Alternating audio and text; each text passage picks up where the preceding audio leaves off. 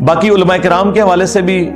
کچھ سٹیٹمنٹس آئی ہیں. رات کو میں وہ مسلم ٹوڈے کے اوپر دیکھ رہا تھا کہ مولویوں کو آرام نہیں آ رہا رمضان میں بھی, اگرچہ ان کا بڑا بھائی قید ہے لیکن یہ پوری ڈیوٹی کر رہے ہیں, اس کی کمی محسوس نہیں ہونے دے رہے. اب ہمارے وہ جو مفتی حنیف قریشی صاحب ہے حافظہ اللہ تعالی, کچھ عرصے بعد ان کو پھر کوئی جراثیم ان کے اندر آتے ہیں اور کہتے ہیں نہیں میرے سامنے بٹھاؤ, میں ایسے کلپس نکالوں گا, اس کی میمز بنے گی. میں سمپل اور آسان مختصر یہ پوچھنا چاہ رہا ہوں کہ یہ جو کنٹروورسیز چل رہی ہیں آپ اس کو کیسا دیکھ رہے ہیں؟ بات یہ جی کہ مرزا محمد علی جیلوی صاحب ہم عرصے سے یہ کہہ رہے ہیں کہ یہ بندہ جسے کہتے ہیں نا کہ منافقت والا ذہن رکھنے والا آدمی. اچھا. اور اگلی بات یہ ہے کہ مرزا محمد علی اب اصل میں اس کو چاہیے کہ ہر وقت اس کا جو چونکہ اس کی تو کل کائنات وہ ہے کہ اس کے چینلز ہیں, یہ اس کا سوشل میڈیا ہے,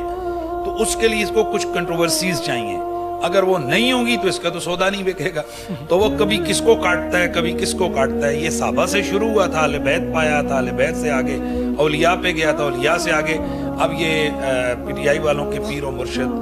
پیر طریقت رابر شریعت, کیا بولتے ہیں جی کہ بانی پی ٹی آئی بانی P T I Imran Khan صاحب مدد اللہ العالی المتوالی. بھائی ہم یہ کہہ رہے ہیں کہ ہمارے خلاف میں توپیں شروع ہو جائے, تو اب یہ اس کو پڑ گئے. اور پھر اس کے بعد عمران ریاض اور آفتاب اقبال جیسے لوگوں پہ یہ شروع ہے, تو اب یہ چیز آ رہی ہے. تو ابھی جو مرزا محمد علی جیلوی صاحب نے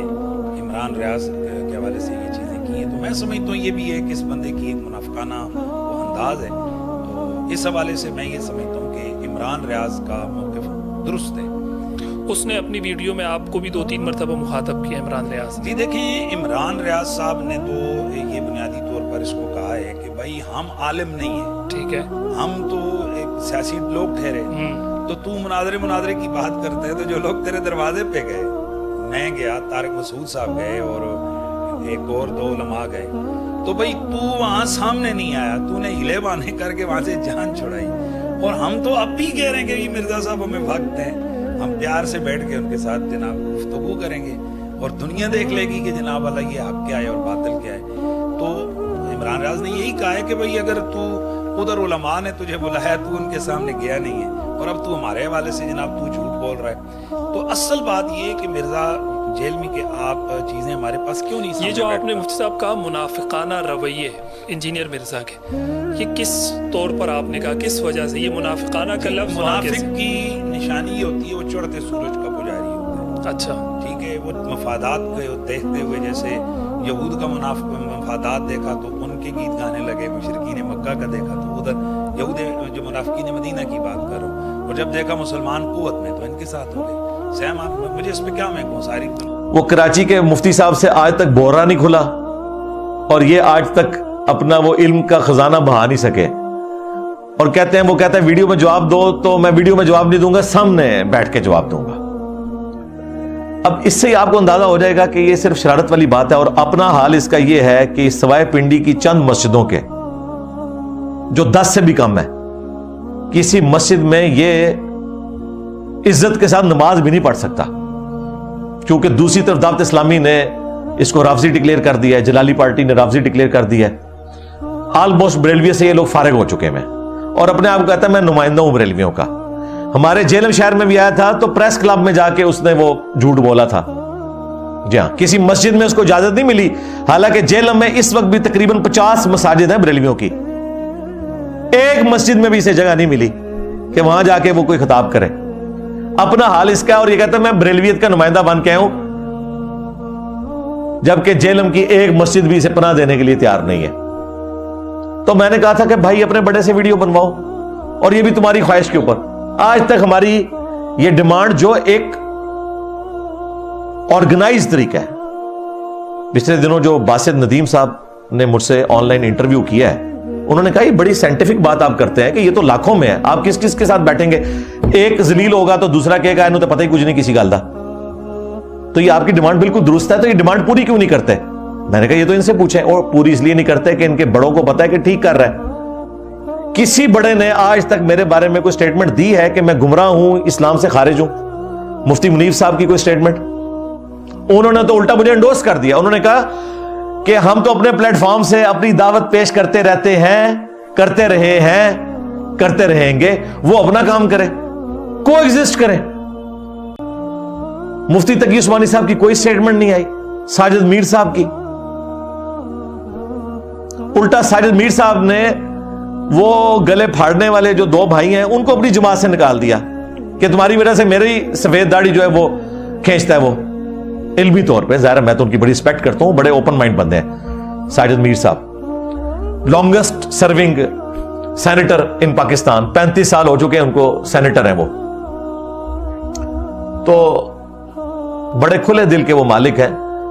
ہمارے جو استاد ہیں ایکس مرشد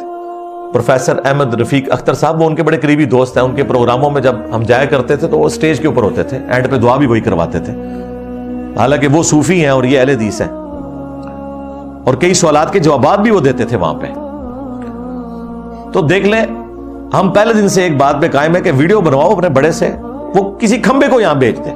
میں اس کے ساتھ بھی بیٹھوں گا، اور یہ بھی ان کی خواہش پہ، یہ میں نے نہیں ان کو چیلنج کیا کہ میں نے بیٹھنا ہے، یا جن کو 4 بندے سنتے ہیں ان کے ساتھ میں نے کیوں بیٹھنا ہے۔ اللہ کا شکر ہے ہمارے اس پلیٹ فارم کی لیگیسی تو سب کے سامنے ہے اللہ کے فضل سے۔ تو اب مفتی صاحب پھر کہہ رہے ہیں جی بٹھائیں پتہ چل جائے گا، تو مفتی صاحب اگر آپ کو شوق ہے تو اپنے بڑے سے ویڈیو بنوا لیں مفتی منیب صاحب سے۔ ویسے تو مفتی منیب صاحب کا بیچاروں کا اپنا حال یہ ہے کہ انہوں نے صرف ایک دیوبندیوں کی مسجد کے افتتاح میں شرکت کی ہے تو ان کا اپنا نکاح ٹوٹ چکا ہے، کیڑی جتنا دل ہے۔ مولانا طارق جمیل صاحب نے مجھے ایک دفعہ فون پہ کہا کہ بیٹا ذرا ہاتھ ہولا رکھا کرو، میں نے کہا جی آپ نے کوئی سخت ہاتھ رکھا تھا، آپ نے صرف ایک حدیث بیان کی تھی من کنت مولا فہذا علی مولا، تو آپ کو انہوں نے رافضی کہہ دیا۔ کہتے ہیں رافضی کیا، مجھے دھمکیاں دی سپاہی صحابہ والوں نے حدیث بیان کرنے کے اوپر جو اہل سنت کی کتاب سے حدیث بیان ہوئی بھی ہے۔ تو میں نے کہا آپ تو ان کے اندر رہ کر اندر کی بات بھی کریں جو وہ بھی مانتے ہوں، لیکن صرف یہ چاہیں کہ اس کے اقراری نہ ہو تو آپ کو وہ رافضی کہہ دیں، مجھے تو انہوں نے کسی صورت ایکسیپٹ نہیں کرنا۔ اب خیر طارق جمیل صاحب کو سمجھ آ گئی ہے، پوڈ کاسٹ جو ابھی آنے والی ہے نا ارشاد بھٹی صاحب کے ساتھ، اللہ کرے کہ وہ پوری اپلوڈ ہو، اس میں کافی ساری نئی باتیں میں اس لیے بھی نہیں کر رہا کہ ہو سکتا ہے وہ کٹنگ کرنی پڑ جائے، تو اگر وہ آ گئی تو بڑی اسٹانشنگ باتیں اس میں آنے والی ہیں طارق جمیل صاحب کی طرف سے انشاءاللہ تعالی۔ تو طارق جمیل صاحب کو ان لوگوں نے فارغ کر دیا، ہمیں کہاں سے انہوں نے ایکسیپٹنس دینی ہے۔ تو مفتی صاحب کو پھر میں ریکویسٹ کروں گا، آپ کو کچھ عرصے بعد دوبارہ سے کوئی مسئلہ ہوتا ہے اور آپ سیدھا کہتے ہیں جی سامنے بٹھا دو مجھے، اللہ کے بندے اپنے بڑے سے ویڈیو بنوا لو، تو جب تمہارا دل کرے آ جاؤ، میرا موبائل نمبر بھی سیل نمبر بھی اکیڈمی کا ان کے پاس موجود ہے،